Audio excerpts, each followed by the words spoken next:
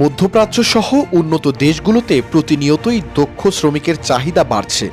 বিশেষ করে সংযুক্ত আরব আমিরাত তাদের শ্রম ও আবাসন খাতগুলোকে ঢেলে সাজাতেই বিভিন্ন দেশ থেকে দক্ষ শ্রমিক নিয়োগ দিচ্ছে। তাদের চাহিদার প্রথম দিকে রয়েছে বাংলাদেশি শ্রমিক।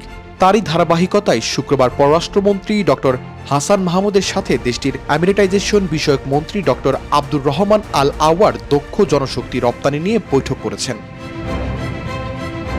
শুক্রবার সকালে দুবাইয়ের মানব সম্পদ মন্ত্রীর কার্যালয়ে এই বৈঠক হয়। এতে পারস্পরিক স্বার্থ সংশ্লিষ্ট দ্বিপাক্ষিক বিষয়গুলো নিয়ে আলোচনা হয় দুই মন্ত্রীর মধ্যে। সেই তালিকায় ছিল দুবাইয়ে বাংলাদেশি স্নাতক নার্স, কেয়ারগিভার, স্বাস্থ্যসেবা টেকনিশিয়ান, কৃষিবিদ ও কৃষক সহ বিভিন্ন শ্রেণী পেশার দক্ষ কর্মী। এ সময় পররাষ্ট্রমন্ত্রী আমিরাত সরকারের কাছে সব শ্রেণীর বাংলাদেশি শ্রমিকদের জন্য ভিসা পুনরায় চালু করা, ভিসা পদ্ধতি সহজ করা এবং এক নিয়োগকর্তার কাছে থেকে অন্য নিয়োগকর্তার কাছে ওয়ার্ক পারমিট স্থানান্তর সহজীকরণের অনুরোধ জানান।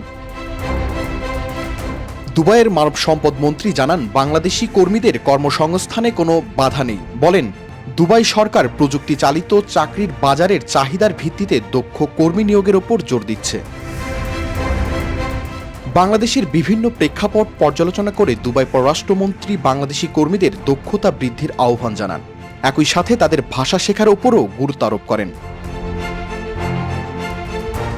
শাহরিয়ার কবির, প্রবাস খবর।